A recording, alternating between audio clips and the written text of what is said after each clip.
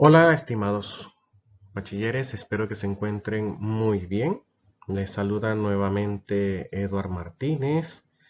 En esta ocasión quiero hacerles la entrega de esta clase de tejido y sistema nervioso, la cual vamos a ver en dos partes. Inicialmente vamos primero a comprender al tejido básico como tal, al tejido nervioso.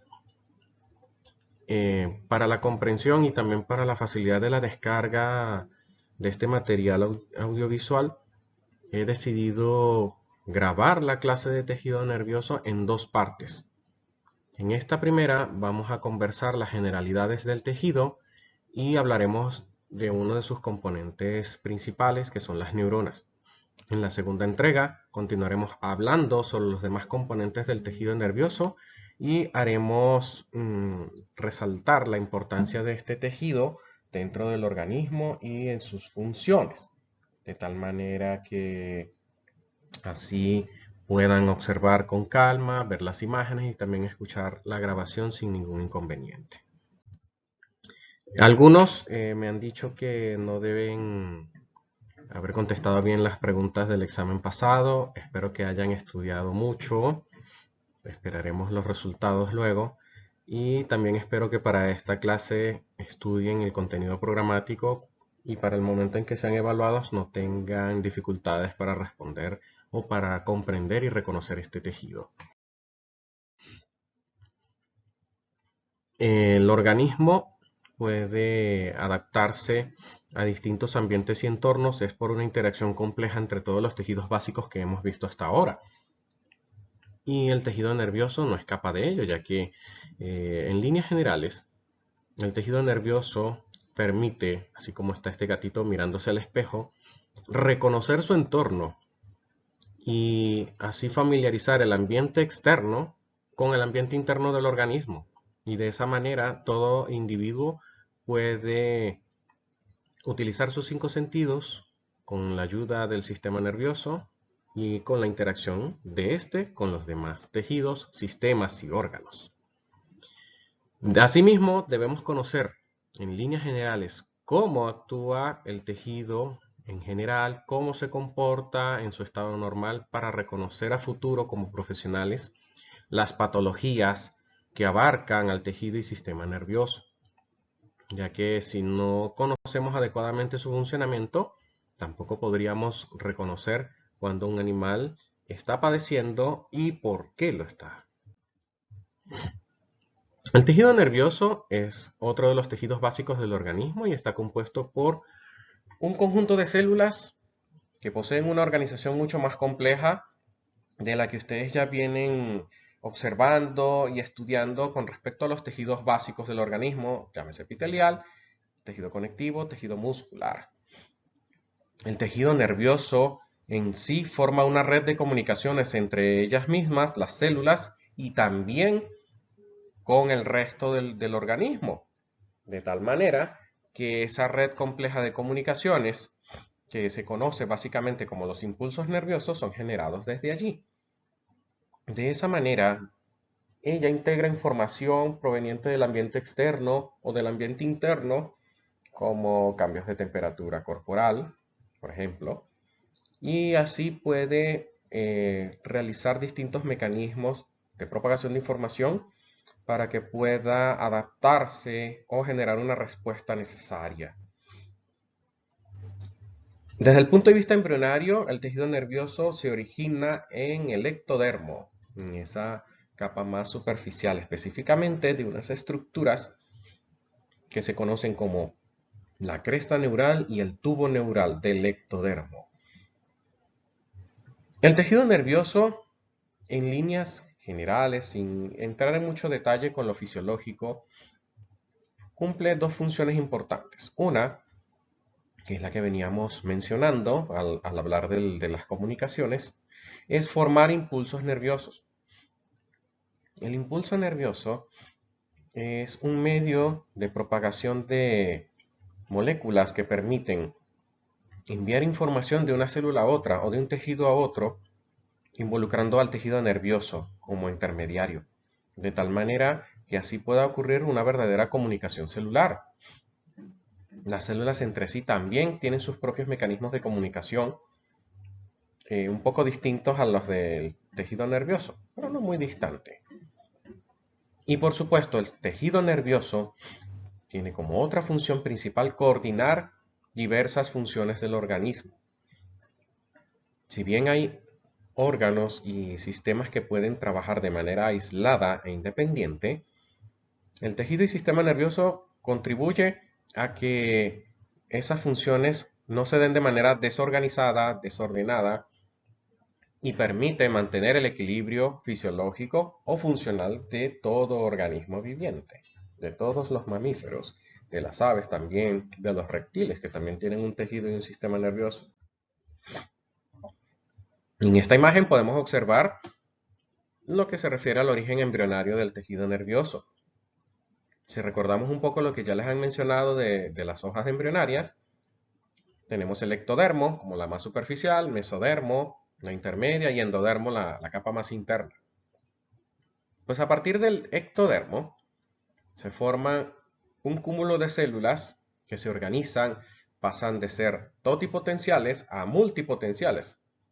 Es decir, con una capacidad un poco más limitada, ya que ellas se van a ir especializando y van a formar lo que se conoce como la placa neural y el pliegue neural. Esa placa neural se invagina formando primero una estructura en forma de arco invertido, que luego va uniéndose y fusionándose junto con los pliegues neurales. Y de esa manera se fusionan las células para dar origen a estas dos estructuras importantes, la cresta neural del ectodermo y el tubo neural. A partir de ellas se van a formar los órganos y las estructuras que pertenecen al sistema nervioso. Como todo tejido básico, él posee células y una muy escasa, casi nula sustancia intercelular. Por ello, vamos a hacer énfasis solamente en las células que componen al tejido nervioso. En primer lugar, vamos a hablar de las neuronas, como células importantes de este tejido, pero también hablaremos de las células de la glía, o también llamadas neuroglia. Estas son células que contribuyen también al soporte del tejido nervioso y colaboran con las neuronas en la función integral de todo el tejido, de este tejido básico del organismo. Entonces empezaremos en primer lugar hablando de las neuronas. Las neuronas son células, como ya dijimos, de un origen ectodérmico y son la unidad funcional del tejido nervioso. Estas células, una vez que se forman, tienen una vida celular prolongada y a la vez programada. Si bien es cierto que existen células madre capaces de poder reemplazar o también algunas capaces de establecer interconexiones nuevas con ellas, esta población es muy baja en comparación con la cantidad estimada de neuronas que puede poseer un organismo, estamos hablando de pasar de 2 billones en pequeños mamíferos. Por ello, son células de vida prolongada, ya que deben cumplir las funciones que les hemos mencionado anteriormente. Y además, en líneas generales, ellas captan o perciben información proveniente de otras células o tejidos, transforman la misma y envían todo esto a través de la propagación de impulsos nerviosos, a través del tráfico celular dado por la formación de sinapsis, liberación, recaptación de otras moléculas que se llaman neurotransmisores, que son moléculas necesarias para la conducción de impulsos nerviosos también para la irritabilidad o la sensibilidad de los tejidos, en este caso. Toda neurona tiene un componente muy básico que se resume en lo siguiente. Aquí tenemos una imagen que corresponde a una neurona típica con una forma muy peculiar que la vamos a ir mencionando más adelante, pero presten atención a los componentes principales que le vamos a mencionar. Como toda célula tiene núcleo y citoplasma y una membrana plasmática, obviamente. Pero para poder entenderlas y también llegar a un consenso sobre las partes de las neuronas, se ha establecido que ellas tienen un cuerpo celular, que es donde se encuentra el núcleo, el cual también es llamado soma o pericarium. Y a partir del soma o del cuerpo celular emergen las numerosas proyecciones citoplasmáticas que vamos a observar ahora. Les voy a mostrar en líneas generales las demás partes de las neuronas. Como dijimos, el cuerpo celular es la porción más ancha de la neurona y en ella se encuentra el núcleo. El núcleo de estas neuronas normalmente es esférico. En algunos cortes, de acuerdo al sentido, a la orientación, lo pueden ver en forma ovoide, pero es muy raro. El núcleo normalmente es esférico. Por supuesto, la tinción es basófila. Y en cuanto a la cromaticidad de los núcleos de las neuronas, es eucromático, debido a que son células que están en continua actividad, síntesis proteica, síntesis de moléculas, etc. Por lo tanto, la cromatina va a estar muy laxa, muy fácil de ver. Entonces se puede evidenciar el nucleolo en los cortes histológicos. Dentro del conjunto de proyecciones citoplasmáticas de las neuronas tenemos las dendritas, que son estas pequeñas estructuras ramificadas que ven acá, justo emergentes del soma.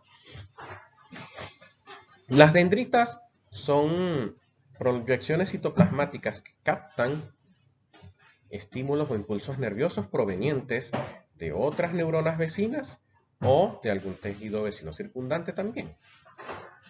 Hay una proyección bastante amplia o gruesa que se conoce como cono de iniciación.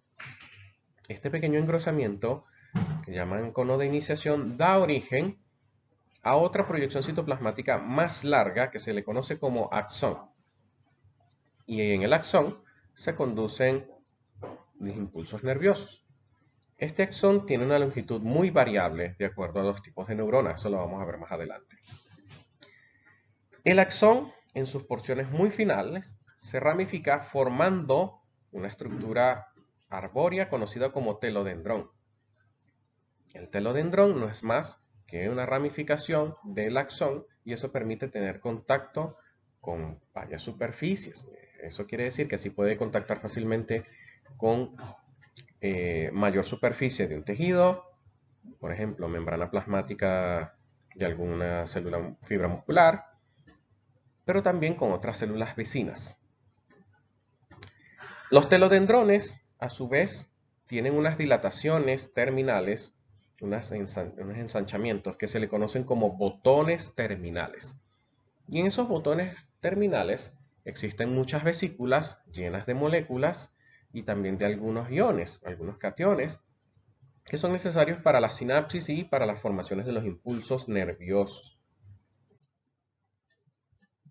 Entonces, en resumen, en líneas generales, recuerden, los componentes de las neuronas son el cuerpo celular o soma, que es donde se encuentra el núcleo, y por ende es la porción más ancha de estas células, y las prolongaciones citoplasmáticas. A su vez, dentro de las prolongaciones citoplasmáticas tenemos las dendritas y el axón. De esa forma podemos reconocer o empezar a clasificar también las neuronas por las morfologías y otros elementos importantes. Pero no se les olvide esos detalles. Los componentes principales de una neurona son el soma y las proyecciones citoplasmáticas. A partir de allí podemos ir entendiendo un poco más de detalle las demás cosas que vienen a continuación. Veamos primero estos cortes histológicos. Aquí a su derecha podemos observar una neurona, pero con una coloración especial. Esta no es la tinción clásica de hematoxilina y eosina. Y esta que están viendo acá a la izquierda sí corresponde a una neurona muy específica, fotografiada, con coloración especial también, con coloración que permite evidenciar otros elementos que están dentro del soma. Todo esto que les estoy señalando acá con el láser corresponde al cuerpo celular o soma. Aquí tenemos el núcleo. Fíjense muy bien la forma que posee. Y lo que les había mencionado en cuanto a la cromaticidad. Es eucromático, pues esto que estamos viendo acá como un punto basófilo muy bien definido corresponde al nucleolo. Y todo lo que están viendo acá, a nivel del soma, son unos pequeños gránulos o estructuras, como un puntillado basófilo, que no es más que los corpúsculos de níquel o gránulos de níquel, también les llaman así. Los gránulos de níquel no son más que numerosas ribosomas que posee la neurona en esta porción, en el cuerpo celular. Los gránulos de níquel están variables de acuerdo al tipo de neurona. En algunos los van a ver muy detalladamente, en otros verán, de acuerdo al corte histológico, pocas, pero igual están presentes. Los gránulos de níquel, como les dije, son manchas basófilas o puntillados basófilos que están observando ustedes allí, que son multitudes de ribosomas. Como les dije, esta es una célula que tiene que estar continuamente en síntesis de moléculas, por lo tanto necesita también una gran cantidad de ribosomas para la síntesis proteica. En cuanto al citoesqueleto que le permite dar la forma a las neuronas, existen filamentos intermedios de unos 10 nanómetros de diámetro, que son abundantes aquí en el pericardio, y esos son los que se conocen como neurofilamentos. De esa manera, la neurona puede mantener una forma muy típica o característica de acuerdo a la que podamos ver, según el órgano o la estructura que estemos viendo dentro del sistema nervioso. En la siguiente lámina pueden observar cómo se observan numerosas neuronas, todas coloreadas con la tinción de rutina o hematoxilina y eosina. Pueden fijarse acá, por ejemplo, nuevamente cómo se observa esta neurona. Aquí pueden detallar muy bien el núcleo, el nucleolo está bien definido. Y fíjense cómo aquí en el soma hay gránulos de níquel. Aquí en este caso están un poco más excéntricos, más hacia la periferia. Fíjense en cambio en esta imagen, vemos el núcleo también en la porción más ancha de la célula, en el soma, y los gránulos de níquel acompañándole alrededor, muy concentrados. De esta manera pueden ir reconociendo que están observando una neurona cuando se colorea con hematoxilina y eosina. Algunos se preguntarán por qué a veces las neuronas tienen un pequeño espacio alrededor.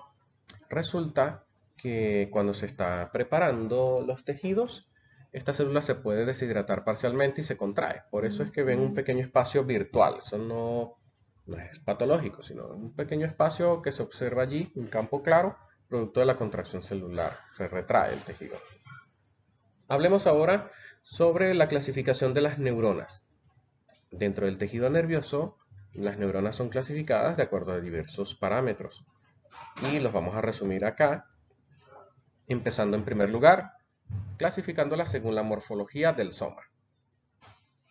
Tomando en cuenta que es la porción más ancha de la célula, esta también puede tener una forma variable.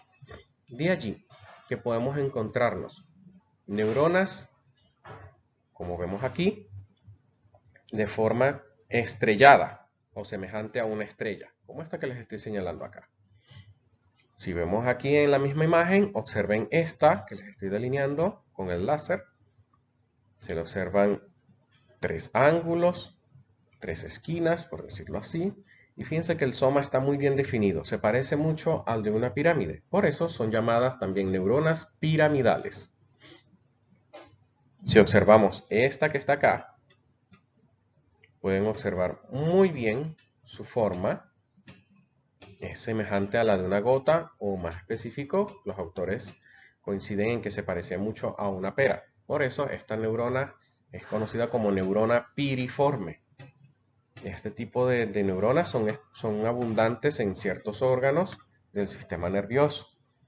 ¿Y por qué debemos clasificarlas según la morfología del soma? Porque esto nos va a permitir a futuro reconocer algunos de los órganos principales del sistema nervioso.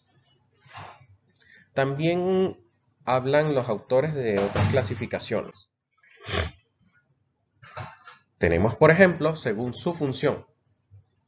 Y las neuronas, de acuerdo a su función dentro del organismo, tenemos aquellas que son sensitivas, que son las neuronas capaces de captar estímulos provenientes del ambiente externo o del ambiente interno.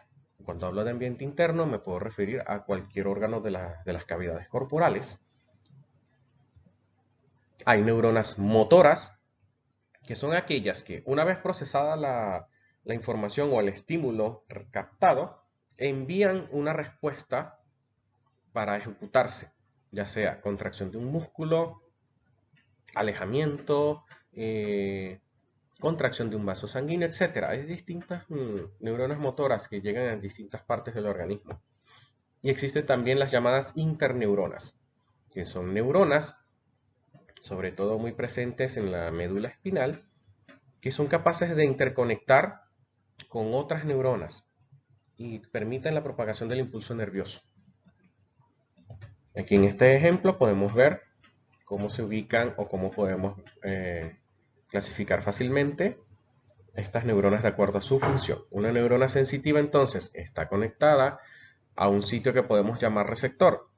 Ese sitio puede ser muy variable, como les dije. Puede ser desde la piel, puede ser la retina del ojo, puede ser el conducto de algún órgano, etc. Y allí hay pequeñas neuronas con sus proyecciones citoplasmáticas conectadas allí, captando estímulos.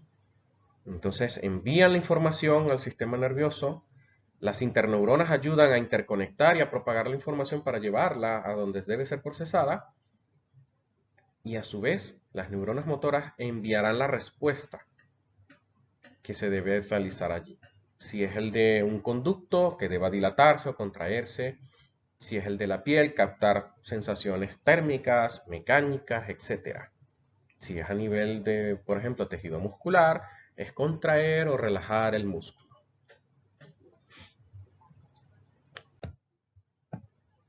Otra clasificación de las neuronas está dada según la longitud del axón. Tenemos neuronas de axones largos, o de axón largo, perdón, que se les conocen como neuronas de Golgi tipo 1. Estas neuronas se caracterizan porque el pericarium se encuentra alojado en el sistema nervioso central y su axón es tan largo como centímetros o incluso cercanos a 1 metro, a patrones medibles en metros, debido a que su comunicación o interconexión está retirada y por ello tienen un axón bastante largo. También existen neuronas de axón corto, que son conocidas como neuronas de Golgi tipo 2. Un ejemplo clásico de las neuronas Golgi tipo 2 son las interneuronas. Y también otra clasificación que tenemos de las neuronas es según el número de prolongaciones o proyecciones citoplasmáticas. Sumando en conjunto el axón, las dendritas, las proyecciones citoplasmáticas también permiten darle una forma característica a la neurona y clasificarla a su vez. De derecha a izquierda tenemos las siguientes. Las neuronas unipolares, que son aquellas que tienen una proyección citoplasmática larga que se va a ir ramificando, como esta que tenemos acá. También las llaman neuronas monopolares, puesto que el punto de donde emergen las proyecciones citoplasmáticas es único. En este caso, como el que vemos acá. Un ejemplo de ubicación de este tipo de neuronas es a nivel de fotorreceptores y también de audioreceptores. Tenemos también las neuronas pseudo unipolares, o que pareciera que tuvieran dos proyecciones.